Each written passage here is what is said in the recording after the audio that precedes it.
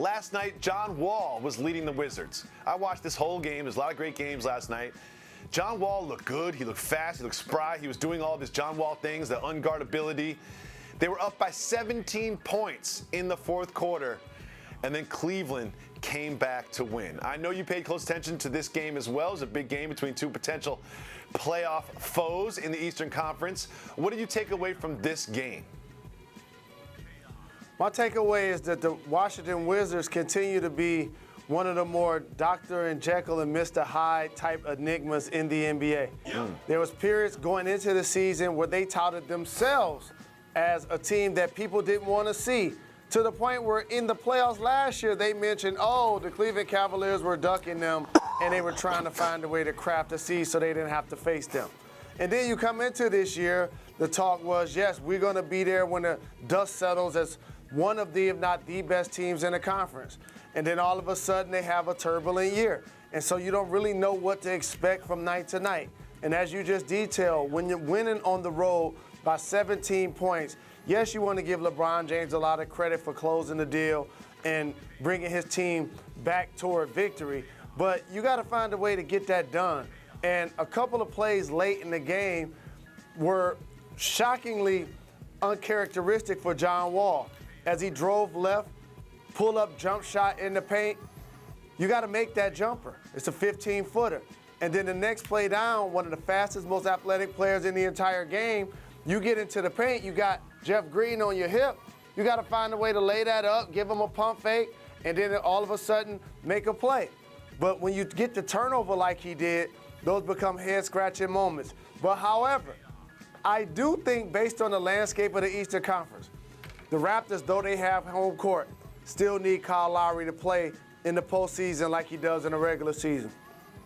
The Boston Celtics have to deal with the news that not only are they going to be without Gordon Hayward, Marcus Smart, but you hear that now they're going to be missing Kyrie Irving. The Indiana Pacers are outplaying expectations where Oladipo and Sabonis are doing a terrific job. The Milwaukee Bucks, we know about the Greek Freak, but Middleton has improved this game. Bledsoe has played a lot better.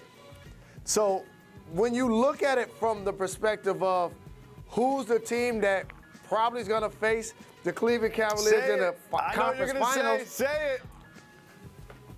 I'm like, the Philadelphia 76ers have a chance.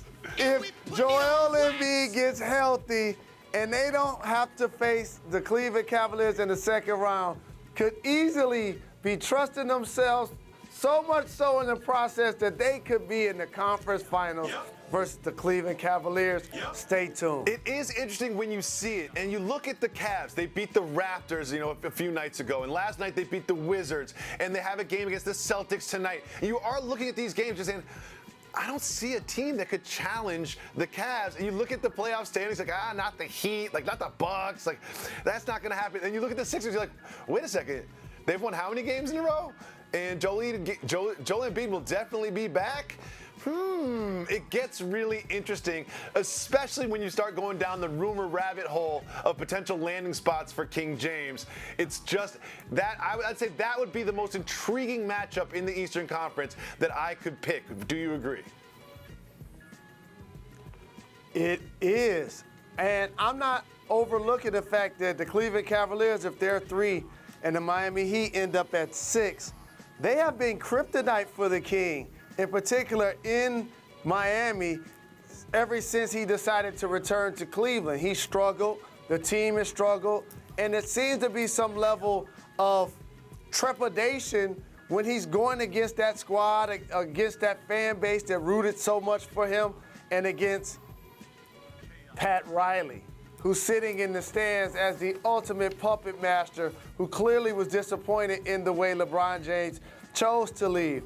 Now they bring back Dwayne Wade. The key, however, in that series is, can Hassan Whiteside find a way to keep himself engaged, bring the productivity that led to him getting this big-time contract, and be a force if those two teams face one another?